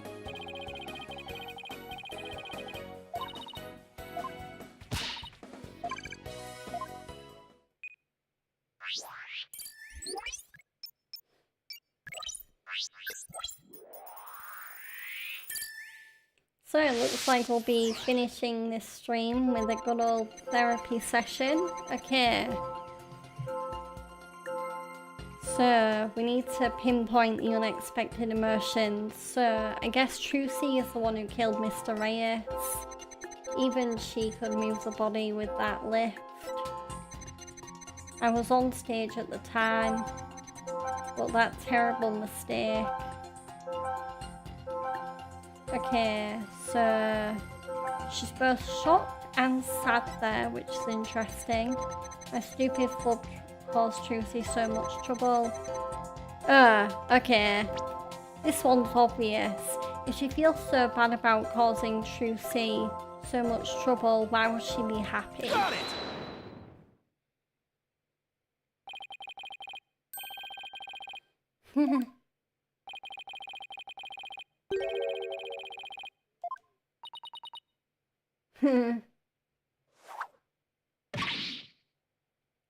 Oh, poor thing.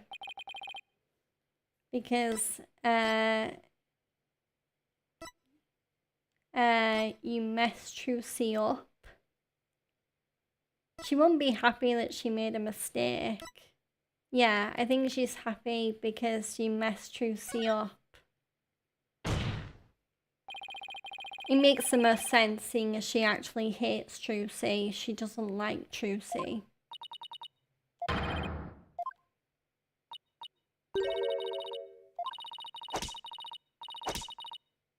No, you're not.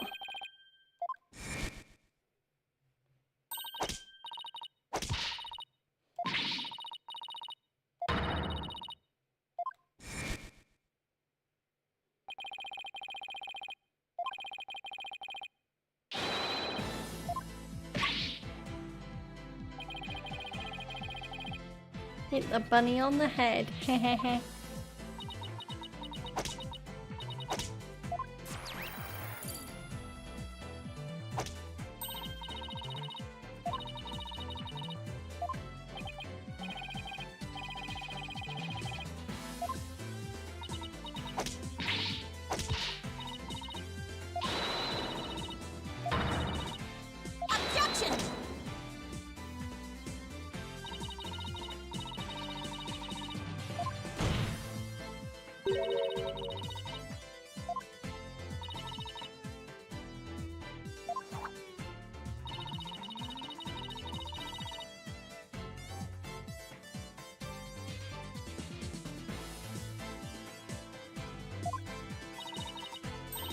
It's almost like she has split personality disorder.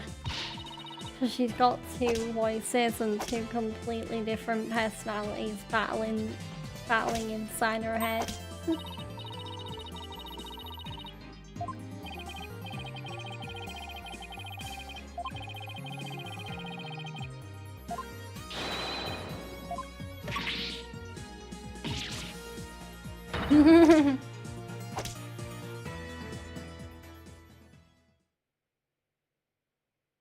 Did it work?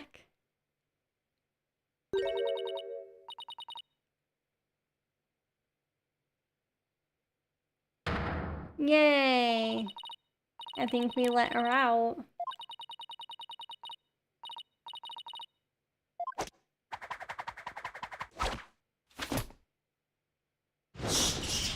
Oh my. She looks like an evil isekai anime character. Like, right out of ReZero, or that time I got reincarnated as a slime. But more so ReZero, I think. I'm still working my way through season 2 of ReZero. Still got quite a bit of catching up to do if I wanna catch up to the 4th season.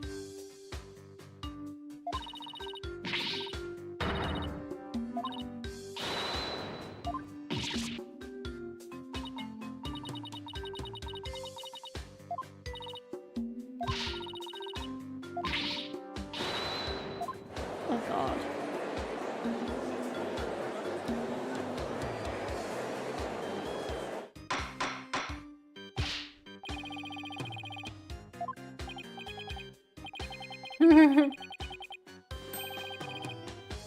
Hopefully.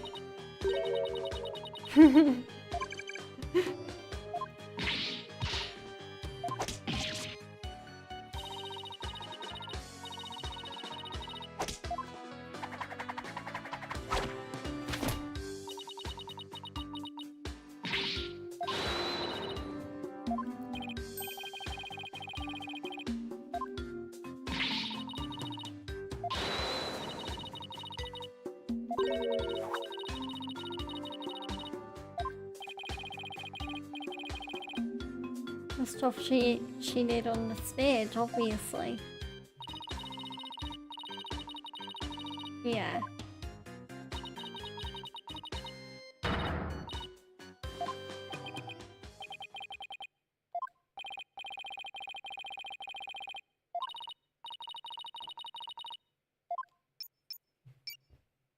Okay, the testimony has been updated.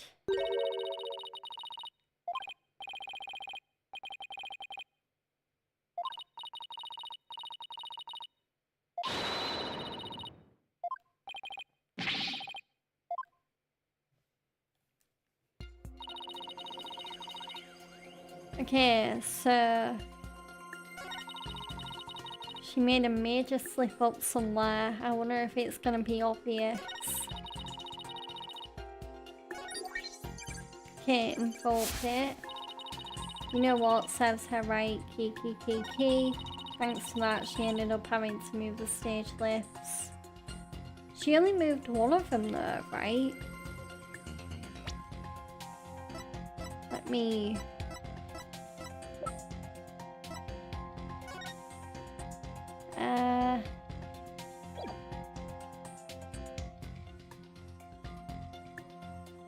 How does Bonnie know she moved the stage lifts? Maybe that's the contradiction.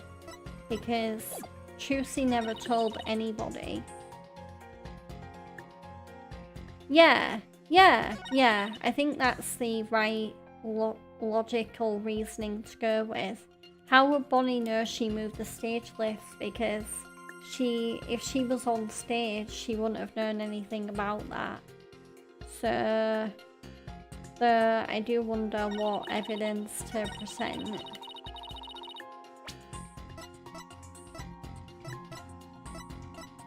Because I could present a stage lift, or because that says that she moved it during the show, which Bonnie wouldn't know about if she was on stage. Or I could also take Trucy's statement. I'll try Trucy's statement first. Yeah, okay. That worked.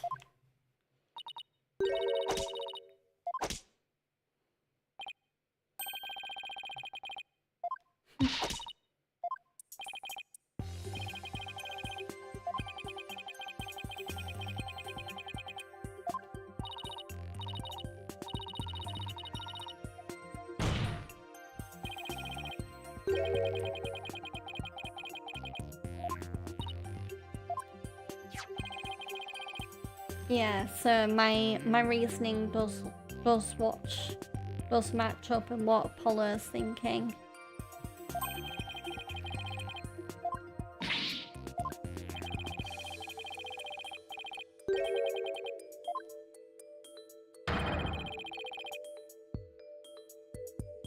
Well then, this brings up another contradiction, because if Bonnie was on stage, because she was on stage, she was in the show footage, so she never went off stage.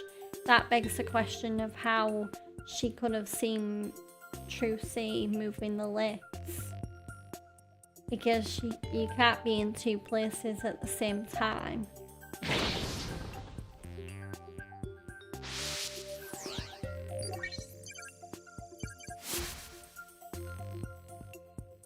So there's the new picture of Bonnie sneakily watching Trucy move the lifts. And now the noise level has completely disappeared.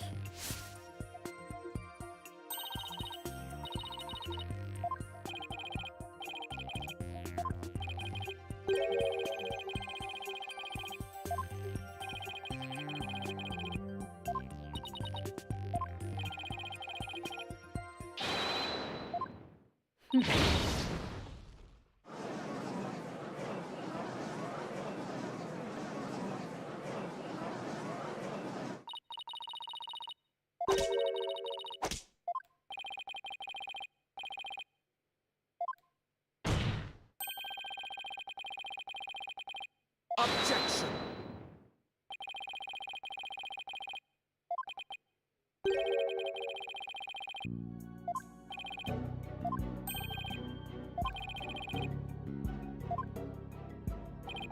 I'm already thinking way ahead of Nahyuta because, yeah, Bonnie was on stage the whole time. So again, how could she have been on the stage?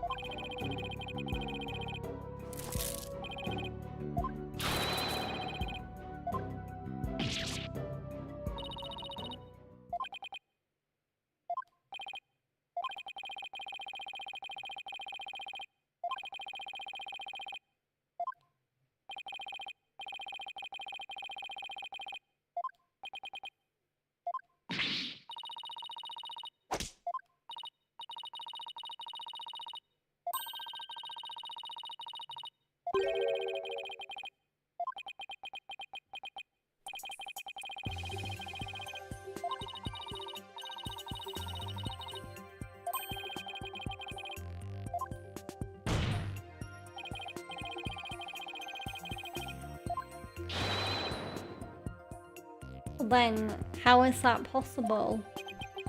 Of course, the judge isn't gonna believe it. Yeah.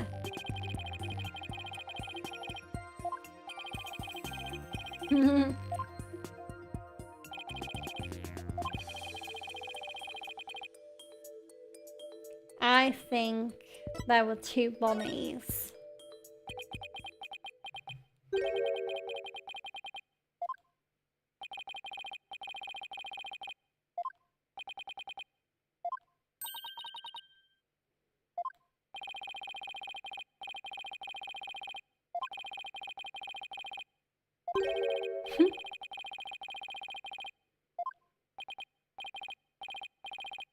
Hold it! No.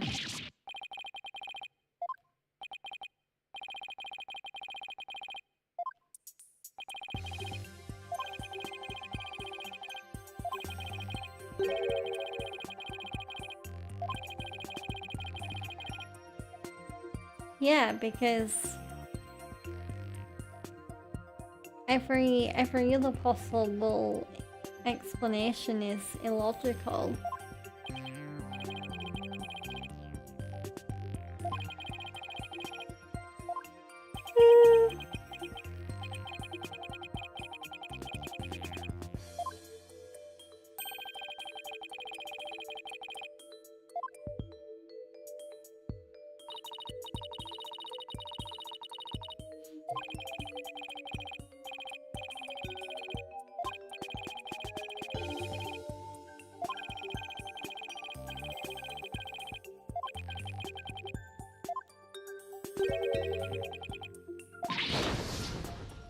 So the evil Bonnie is the second Bonnie?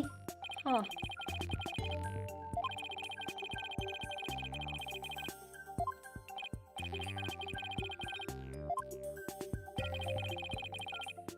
What proves the existence of a Bonnie number 2? Okay, so...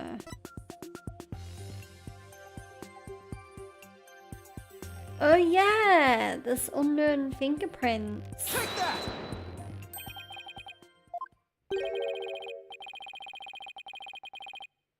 So they probably came from Bonnie number 1.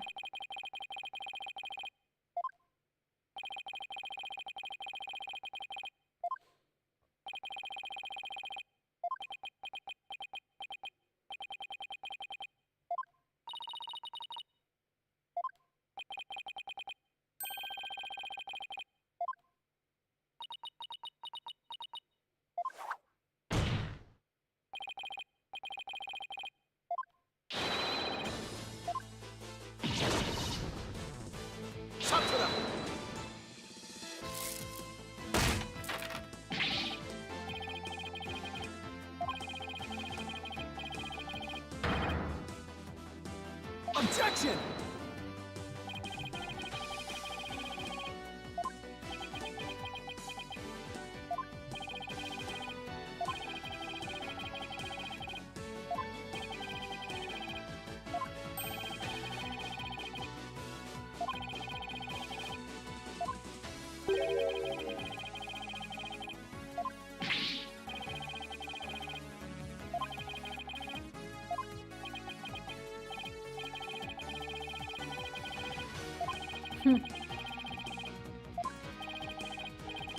Well, we don't know of any other unknown individual involved in the case. Roger reckons as evil, but I don't think he doesn't have any motive to kill Mr. Wright. Well, he kind of does actually, but...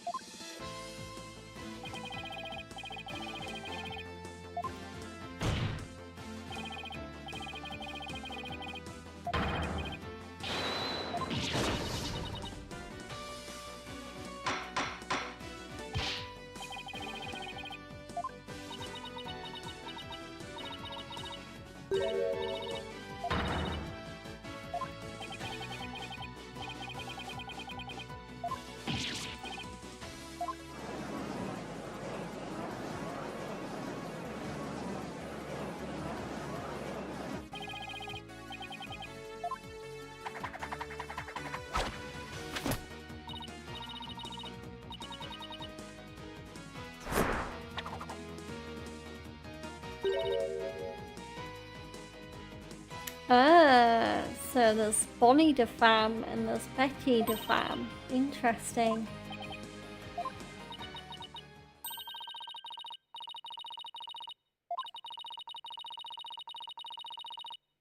So I'm guessing that they're twin sisters because they do look identical, apart from Betty having weird bat wings shaped in her hair.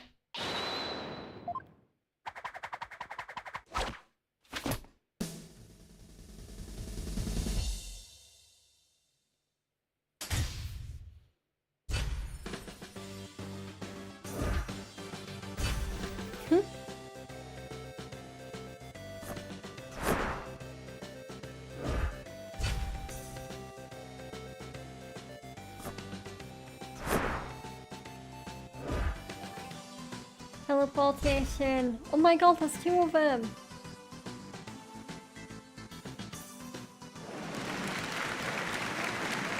Wow.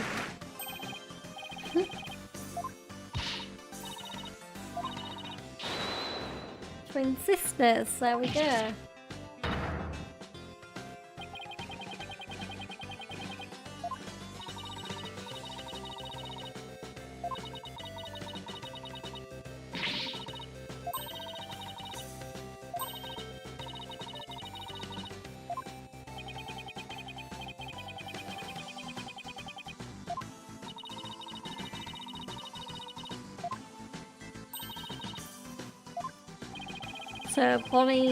So Bonnie number 1 is the nice one, and Bonnie number 2, or Betty as we now know her as, is the feisty, sassy one.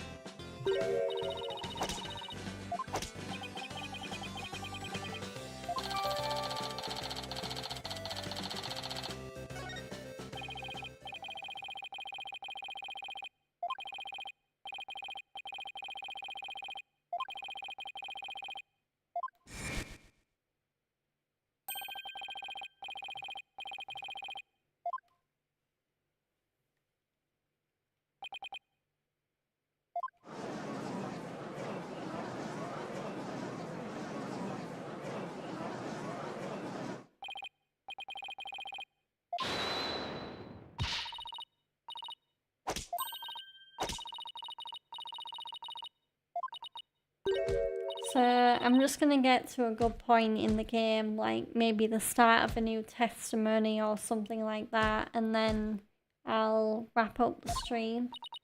I just don't want to cut it off mid-conversation. because then it might be harder for me to kind of get my bearings as to what's happening next time.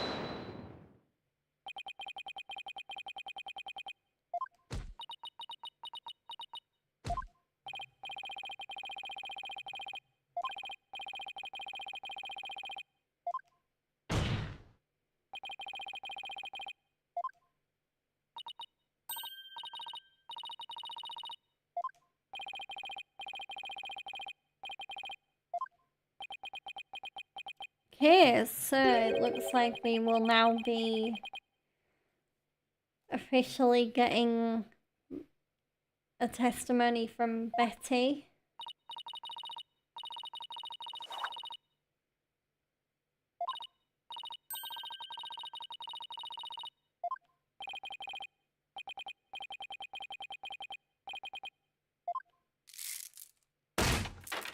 So of course we won't be playing through the testimony this time. Betty's testimony will be the first thing we do in the next State's Attorney stream, which will be next Monday.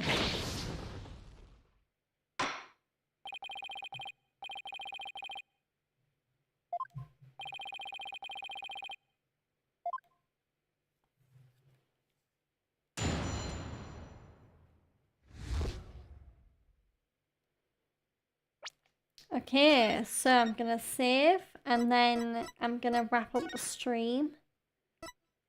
So there we go. Backstage mallets. Yep, that's right. Okay, definitely don't want to delete my save data. That would be catastrophic. So don't save because I've already saved. And there we go. So that was Ace Attorney for this week. I do hope you all enjoyed the stream. Right, where's my... There we go. So, if you did enjoy the stream and you don't already, then please follow me on Twitch. I am getting closer and closer to my next follow goal, so any support and contributions towards me hitting that goal would be very, very much appreciated. Also, make sure to turn your notifications on both Twitch and YouTube so you know for sure when I immediately go live. So, notifications can be really important and can be the difference between coming in at the start of the stream and being really late to the stream to the point where you're coming in at the end of it. So, yeah. If you're on YouTube, then do make sure to like the video if you're watching on demand, react to the stream if you're watching live, comment on what your favourite part of Spirit of Justice has been so far, and also, as always, suggest any games you might want to see me play in the future. Also, feel free to post your own views and thoughts, because I know I've covered a lot of general real life stuff in the stream as well about finding jobs and education and stuff like that. So I'm always open to hearing other people's opinions about it as well. So, and last but not least, of course, if you enjoy my content on YouTube and you do want to continue supporting me and watch as many of my videos as possible, then do subscribe. I obviously do stream regularly. Sometimes real life and illnesses can get in the way. My immune system is far from the best, so my community know this already, but I will have quite a few days where I might just suddenly get ill and have to take the stream off because having a shitty immune system sucks. Okay, so I'll be back tomorrow with more Yakuza 5 Remastered. We are still working our way through Kiryu's section. Hopefully tomorrow will be the day where we can finally finish Kiryu's section and maybe meet our second protagonist in Yakuza... Wait, did I say Yakuza 4? I mean Yakuza 5 remastered, but yeah, it would be really nice to meet the second protagonist in Yakuza 5 remastered tomorrow.